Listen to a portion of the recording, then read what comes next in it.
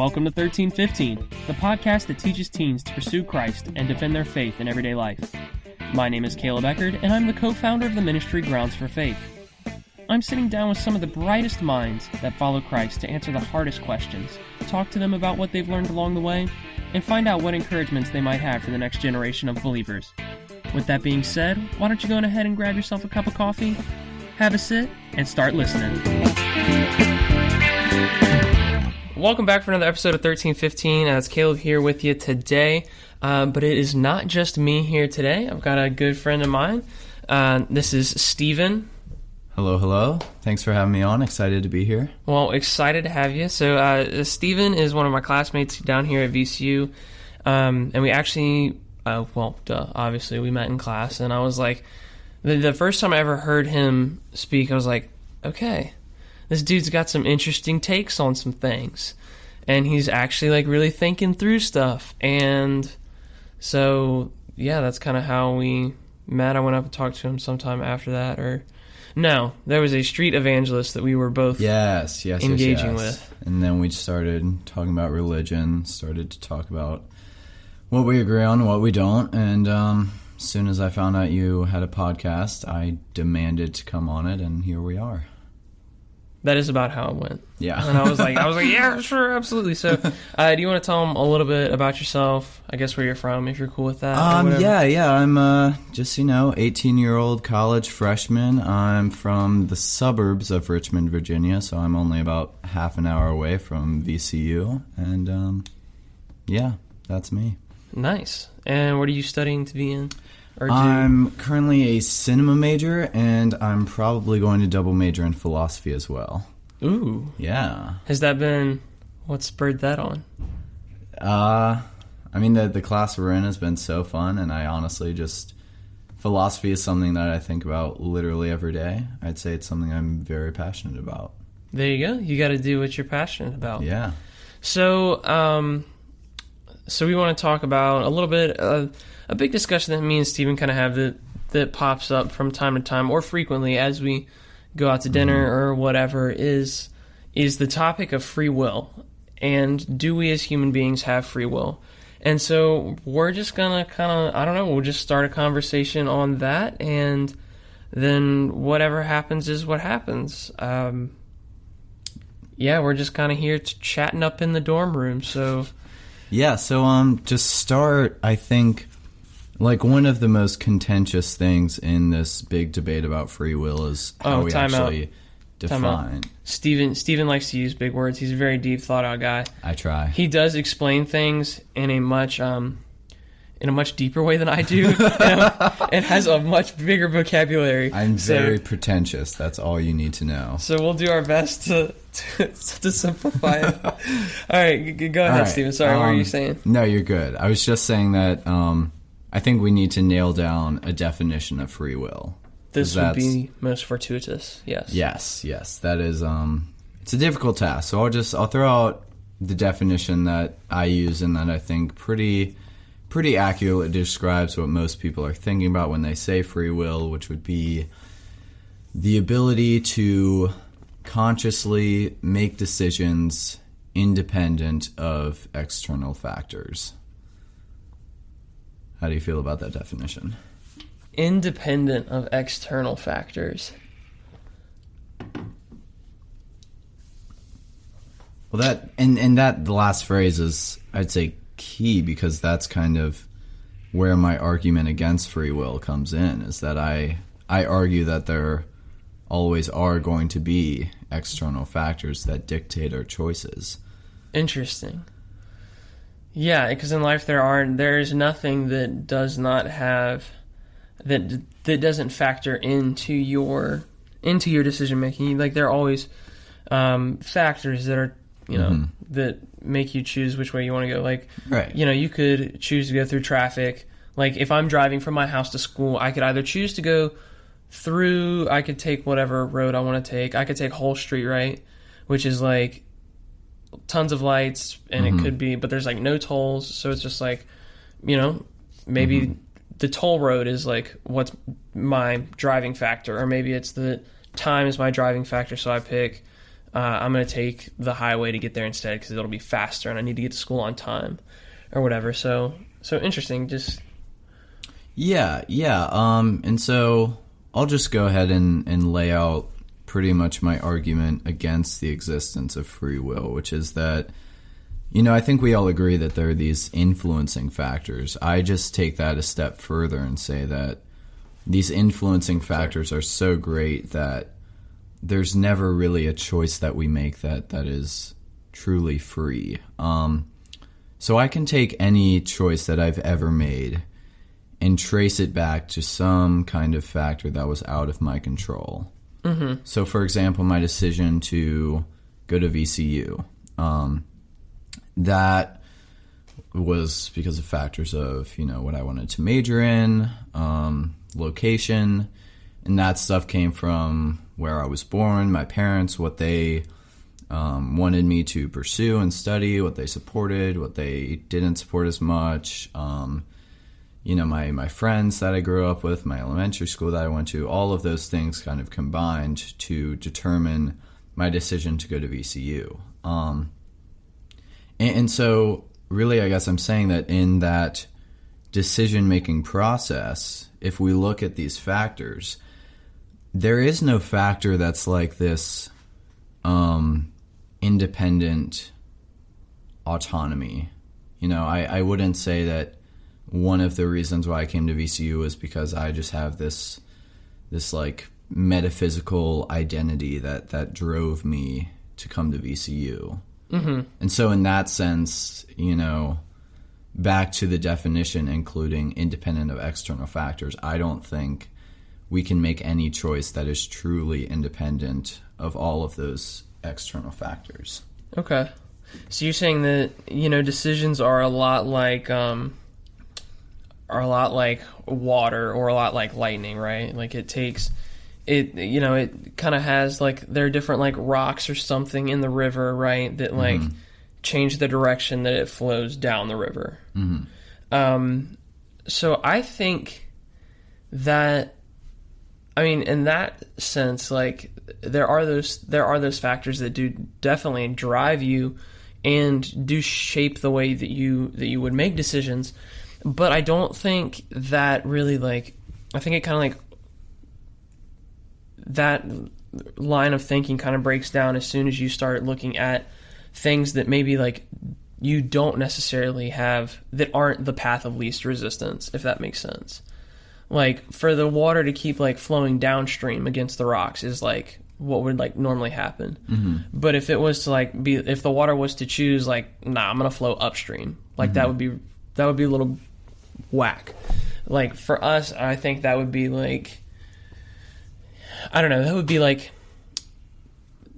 it only works if it's making the most practical decision or if it's making the most basic of decisions. But I don't think it accounts for like any like wide swinging large decisions. Okay. So are you saying that like that my argument might work for like, little decisions that we make, but that when it comes to like who we're going to marry, who we're going to pursue as the love of our lives, or what kind of career we want, things like that, are you saying that that's where my argument doesn't really apply?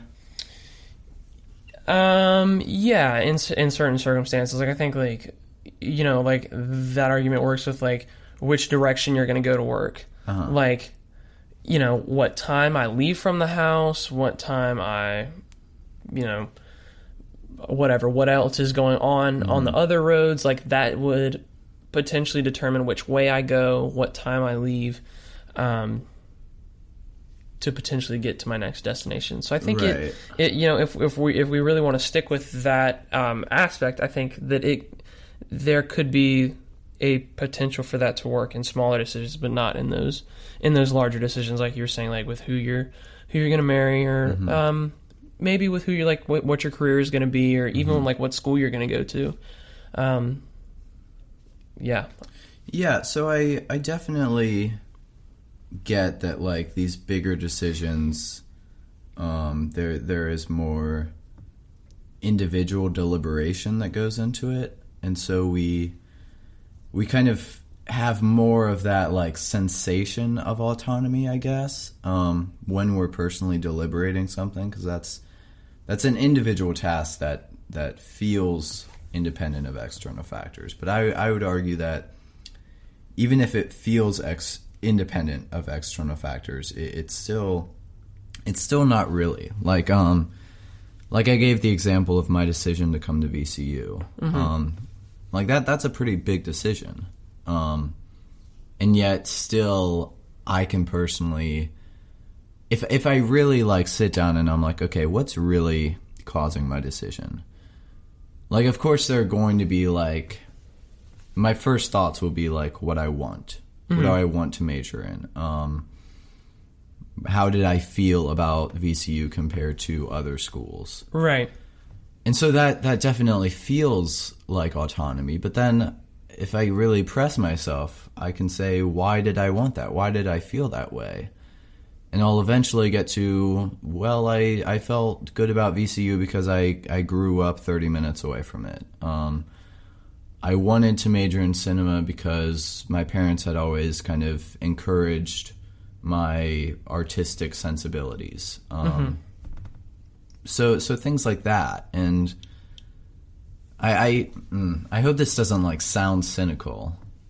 Go for it. Determinism is often like kind of painted as being this overly... Definition of determinism for those that Right. don't Determinism is essentially just the belief that free will does not exist. There we go. So determinism is often kind of like portrayed as being very cynical. And I get how it might seem kind of cynical, but I don't think that it is. I think that, you know, that there's still value in our decisions. It's just that when I really press myself on it, even for these big decisions, like where I went to school, why I chose to major in cinema, why I'm now considering majoring in philosophy, even for those, I can still look back and I see these other factors. Right. So you talk about like, oh, I just put a large smudge on my glasses. Fantastic. So you talked about like deliberation. It's like that. It's that deliberation, that thinking on like right or left or VCU or JMU, whatever. It's that line of thinking that gives us this sense of that we're actually making a choice. Yes, I would say that. Okay, so how then do we get... Is it even possible to have deliberation if there is no choice? What's the need for deliberation if there's no choice? No choice in the determinist sense? Like no choice independent of external factors? Is that what you mean by that? Yeah, like no choice is like... It wasn't a decision. It just kind of happened. That is a great question. I guess, I mean, the determinism kind of, in addition to like there being no free will, it also generally asserts that like the timeline of past and future is pretty much fixed. Right. That like because our predetermined causes are already in place, we could predict. Like, if you had a computer that knew every bit of information about the present world, it could predict the entirety of the future. Right. Like, right now, I believe that because of where I am right now, because of my parents, my environment, my race, my gender, things I was born with, I believe that, like, it is already set in stone who I will marry, if I marry anyone, if I will have kids. And if I do have kids... their entire lives are set in stone because it's predicted where I'm going to raise those kids, how I'm going to raise those kids, who I'm going to raise those kids with, things like that. But to get back to your question, I guess that doesn't mean that these causes instantaneously lead to the future. There's still time that it takes. And so that's where the deliberation comes in. Like, it was already determined that I would go to VCU. But when I was a senior in high school, well, for one, I didn't know that, because I don't know the future, even if the future is set. And then, of course, it's going to take time before, that future becomes a reality. And so that's where the deliberation comes in. And in addition to that, I'd say I was also determined to deliberate, you know? I mean, I had parents that encouraged critical thinking. I went to nice schools that encouraged critical thinking. And so I'd say, like, I'm generally a critical thinker.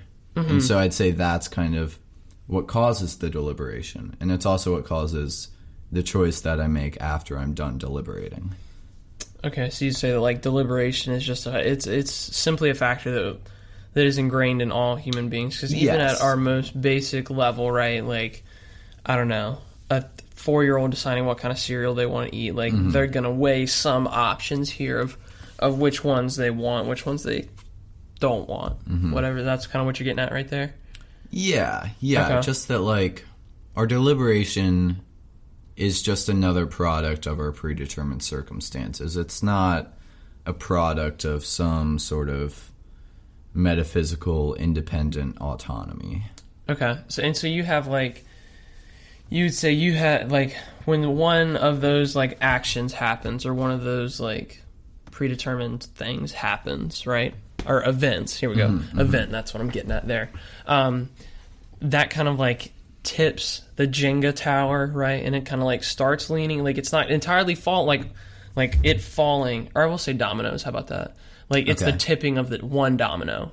Right. And it's like, it hasn't quite hit the other domino yet, but it's like, it's working its way there. And the time in between is like, I don't know, I guess the standby time, or like the deliberation, or... Yeah, just that, I mean, I think this, I hope this isn't too unrelated, but a lot of people get exposed to the idea of determinism.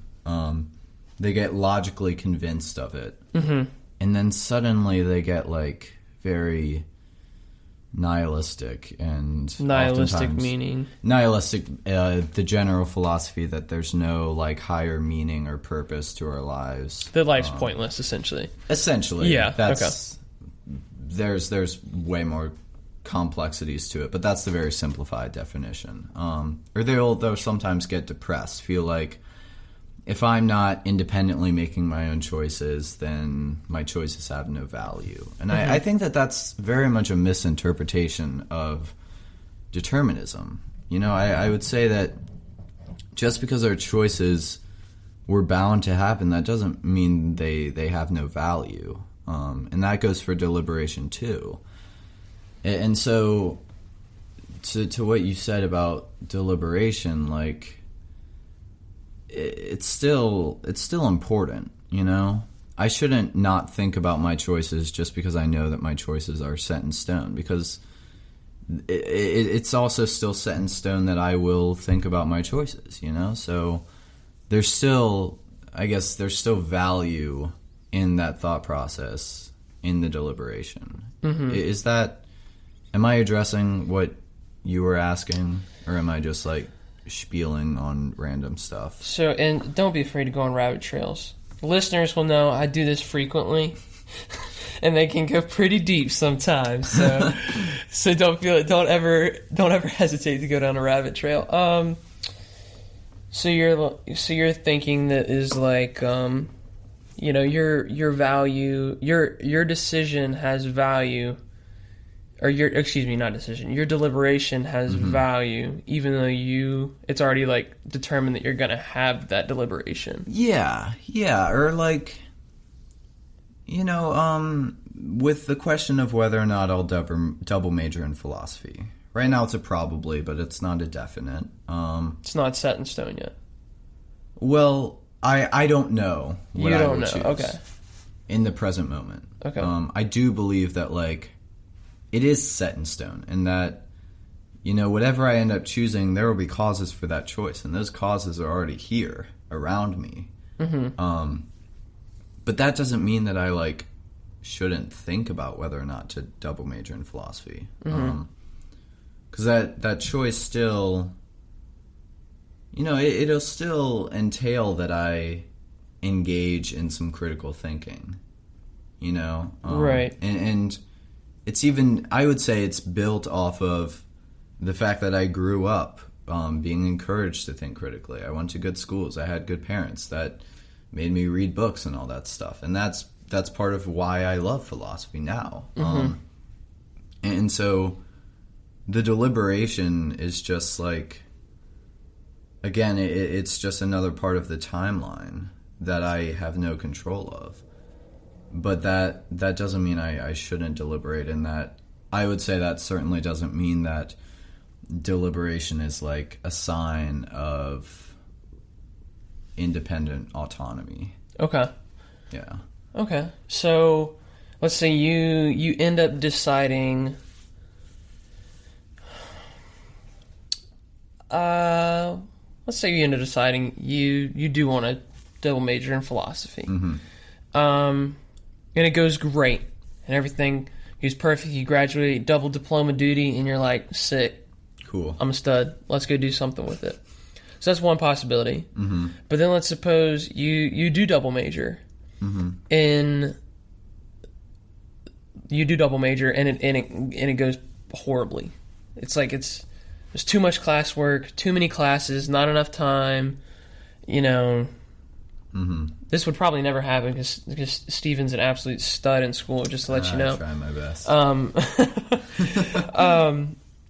But so let's just say it goes that way, and you know your parents come to you and they're like, "What on earth were you thinking? Like, you know, what on earth?"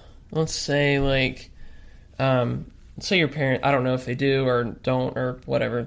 Not a part of the argument. Let's just say they pay for your schooling. They do. Okay, cool. I'll join that train too. Yes, my parents do pay for my schooling. I did get a pretty nice scholarship, but they do pay for my they do pay for a portion of my schooling. Yes. Big blessing. But and you end up flunking out of school after you declare your double major. Okay. Your parents come to you and they're like, "What were you thinking?" What's your response to them? I mean,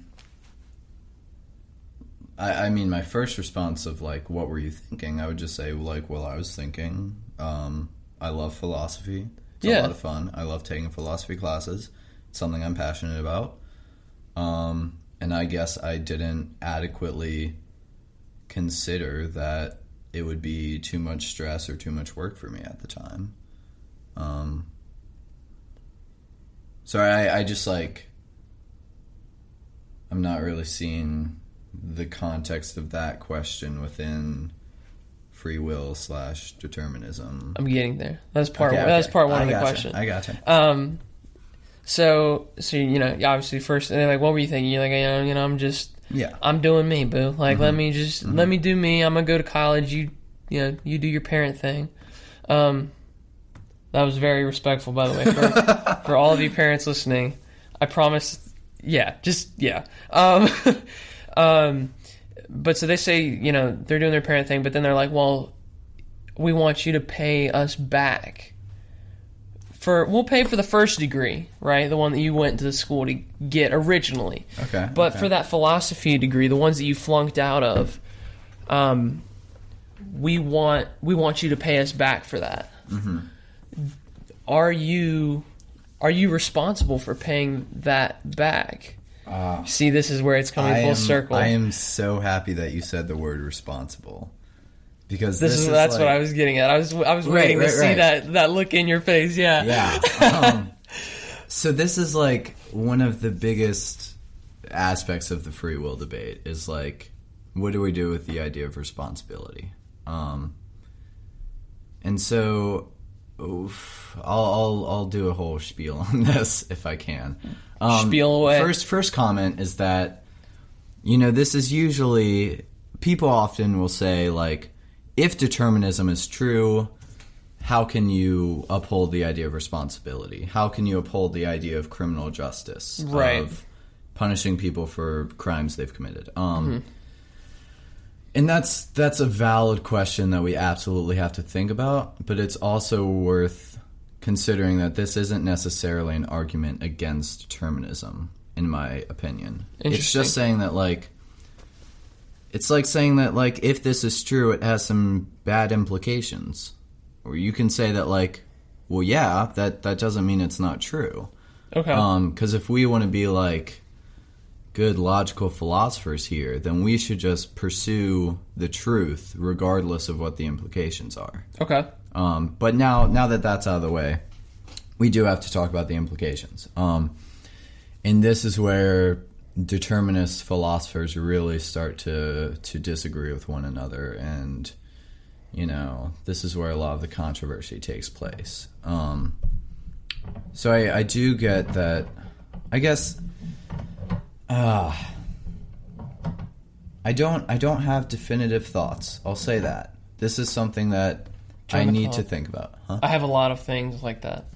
I don't really have. I'm like, I know I feel one way or another, but I'm not sure quite yet. So this is something I need to read up on more. But I had some loose thoughts that I can spiel, and hopefully it will sound somewhat coherent. Spiel away. Yeah. So I guess I would agree with the intuition that if determinism is true, then responsibility doesn't really exist.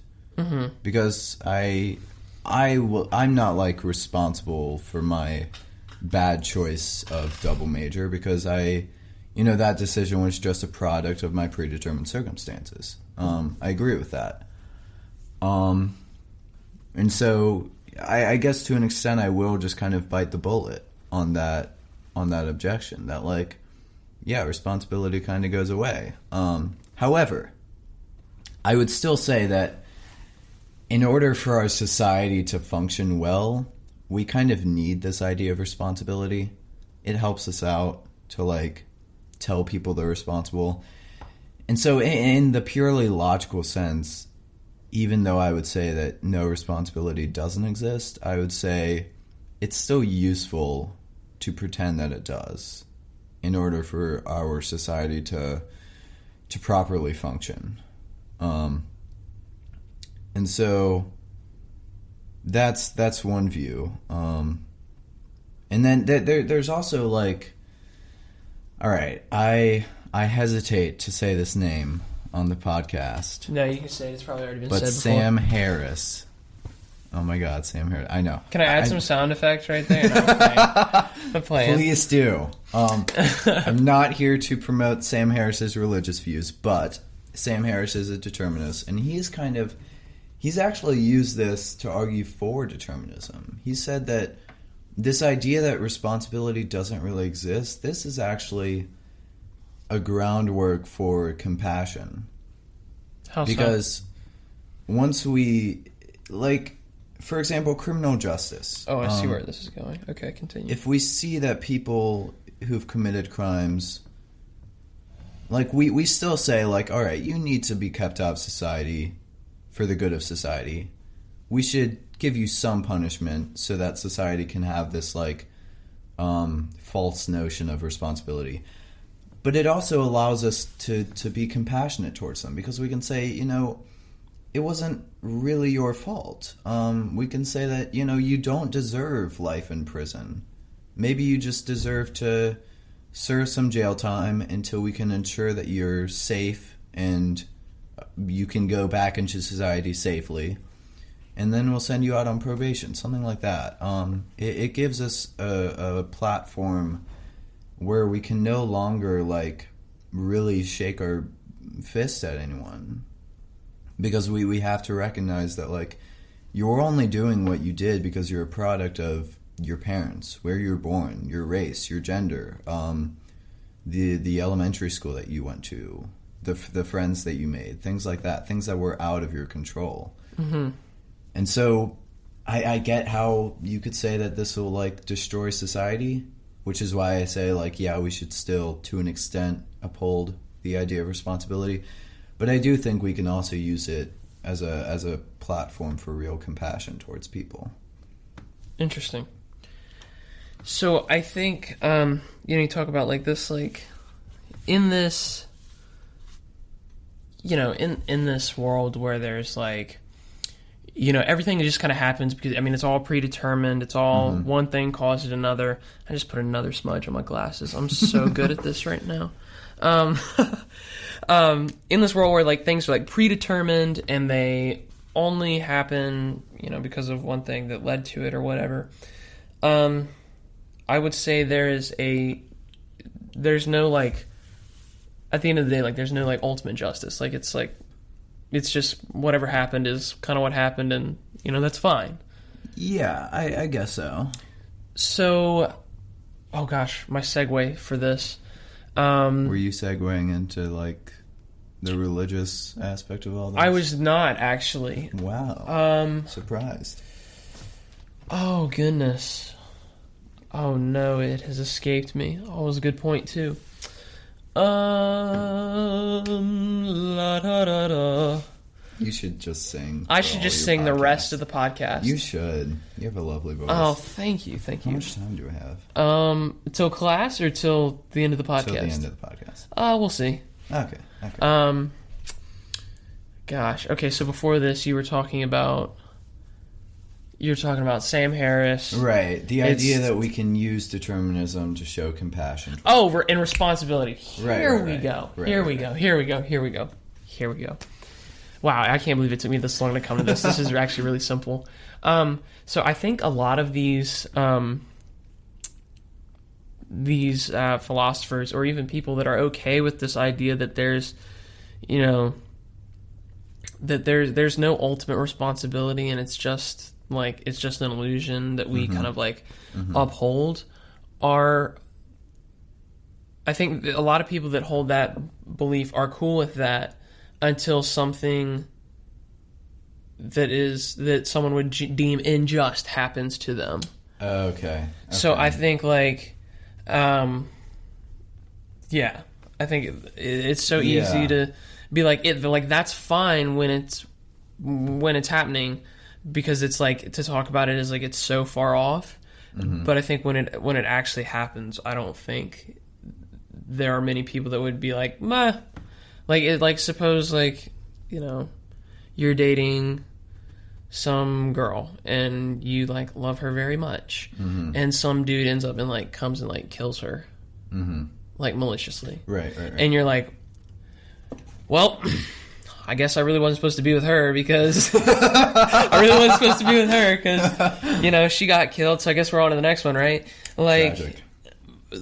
I don't know that would be your posture after, unless she's just awful and you know, didn't want to be with her anymore. Just we like to joke here. But seriously, yeah. No, that's a valid point. And that's also kind of been a critique of moral relativism. People say, like, you know, philosophers will talk about moral relativism all they want until you actually, like, go and kill their wife. And then suddenly they'll be like, oh, that's objectively bad. Yeah. So, I guess it's troublesome with these philosophies that run contrary to the intuitions that society has. Like, moral relativism, determinism, these are things that your everyday American doesn't really think about much, which is fine. And in my daily life, like, I don't go around looking at people and be like, you have no free will. You have no free will.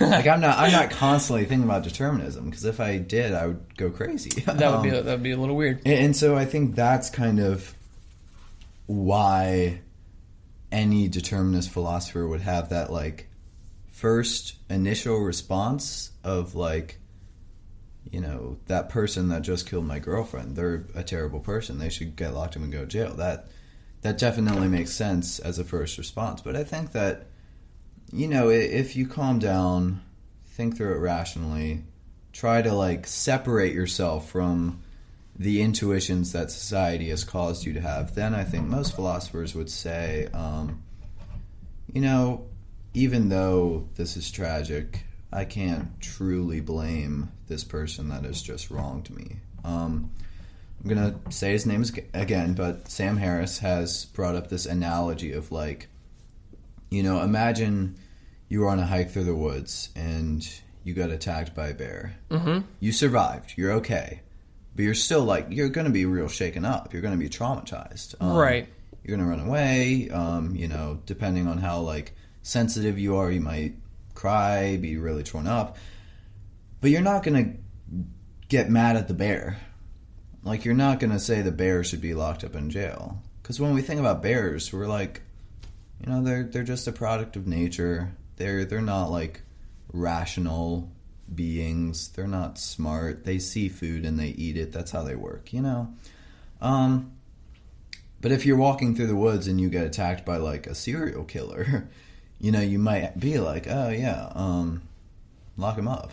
Mm-hmm. But so this is where Sam Harris says, like, this is how we use determinism for compassion. Like, and this is like radical compassion. Like, Sam Harris acknowledges that, and I would too, that to look at someone that has like just attacked you and chased you through the woods and say like, it's not your fault, to treat them the way you would treat a bear, that feels weird. It's radical. It's not what society has generally taught us.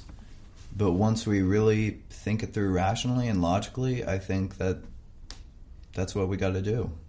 So there's no difference between... We shouldn't look at people any different than us or the bear. They're the same. Not in the sense that people are like big and furry and... Well, fish. yeah. Okay. Like, thank not, you, yeah. Yeah. But in the sense that they don't have autonomous control over their actions. Uh-huh. Yes. That's what I'm saying. Interesting. So then, but wouldn't, like, having compassion on that person, wouldn't that then be... wouldn't that then be an active choice that you're making to have compassion on this person? Well, again, I would just invoke my original argument of, like, it might feel like a choice, but your choice to be compassionate is still a product of your own predetermined circumstances. So really, there's no difference. There shouldn't be any shade. I guess shouldn't be any shade thrown on the person that, whether you choose to give compassion or not, that's fine. Because, or whether compassion is given or not given, it doesn't really matter, because it's just. So if someone's uncompassionate, you can't. That's fine. It's fine in the sense that it's not their fault. Mm-hmm. I think that I would, if I had the chance, I would go to them and I would, sit them down, have a talk about determinism, maybe put on a podcast, because that's what I like to do with my free time. And then maybe they would come around. And then if they do come around, that would be a product of the fact that they just had a conversation with me, which would be outside of their control. And while I'm talking, I forgot a piece of Sam Harris's analogy, so to do it justice, I'll just bring it in now. The reason why Sam Harris made that analogy is he was saying that, like, if you got attacked by a bear, you would eventually, like, get over it. Mm-hmm. After the initial trauma, like, you might even, like, go to the zoo, see the bear, laugh at it with your friends or whatever. But he's saying, like, if you got attacked by the serial killer, and if you're so hung up on, like, that guy needs to go to jail, that guy needs to get punished, it's going to be so much harder for you to get over that emotional trauma. So he was also, that was just another advantage that he kind of tacked on. Interesting.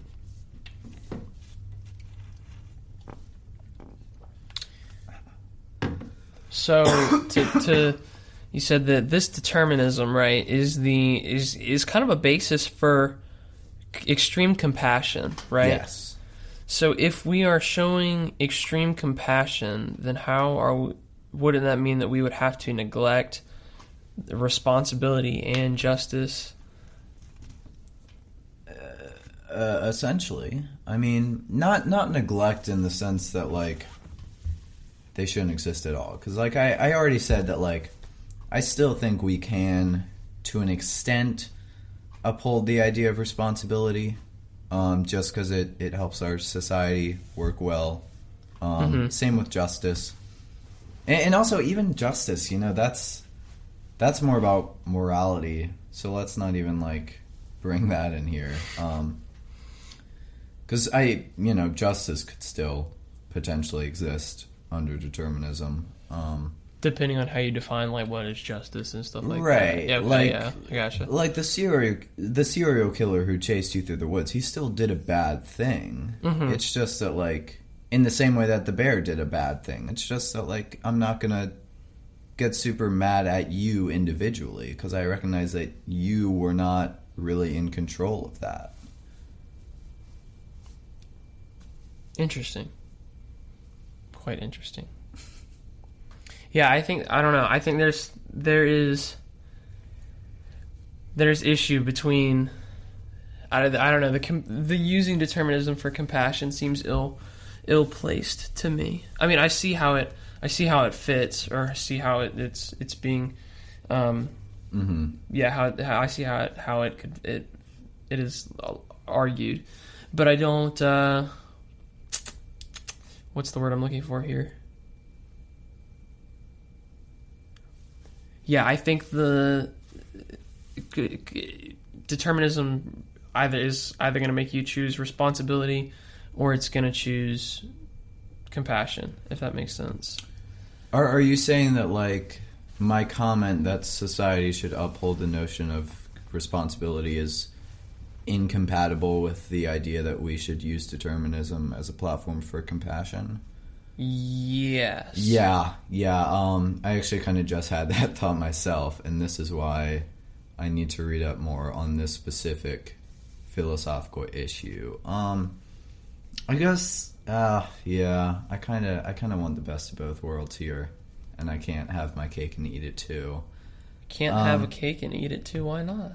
Well, I guess that, like, Can you not have cake? Oh, I guess you can't keep cake and eat cake at the same time. Right, because then the cake is gone. Then it's gone, but you did eat it, and it's delicious. It is.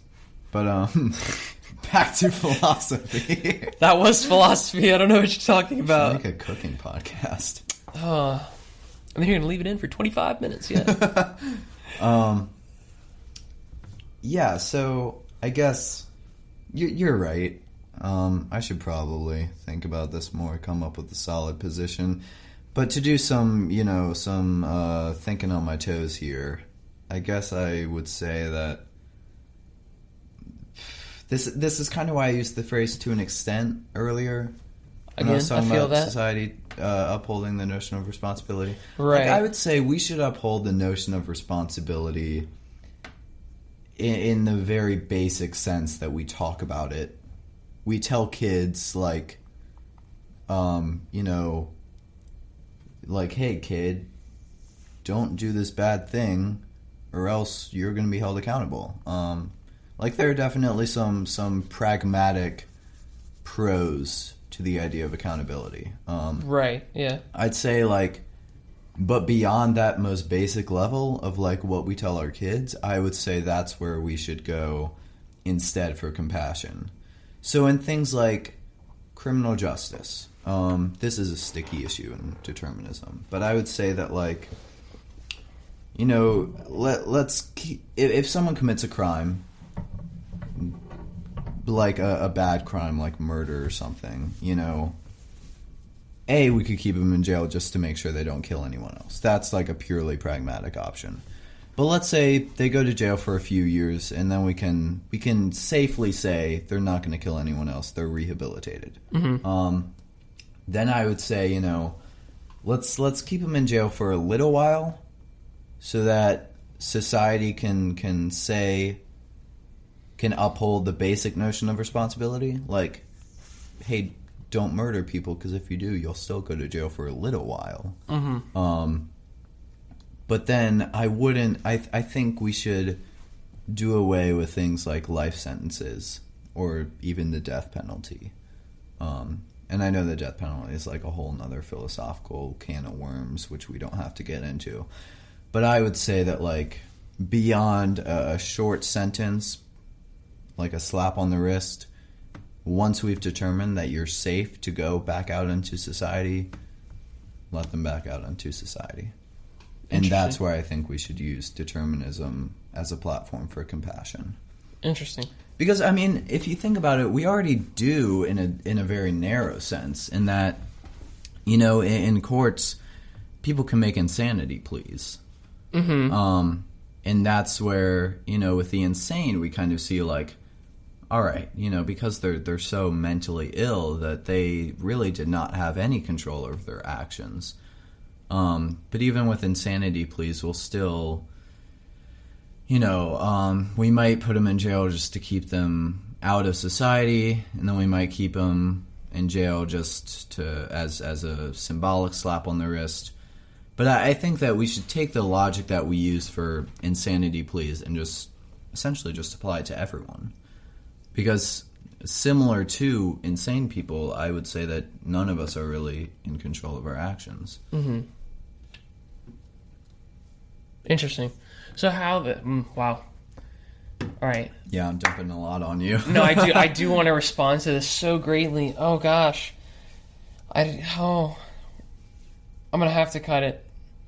Even though I do want to respond to this and get into the nitty gritty of then the distinguishment between these two, right. And why is it even a thing and stuff like that. But again, we don't have time for that. Sadness. Do you think you could speed run your final comments? Do I think I could speed run my final comments? Oh gosh. I could say you essentially said that we should apply the insanity technique to everyone. Yeah, that basic logic. Right. I don't think that that logically follows. I think that it applies.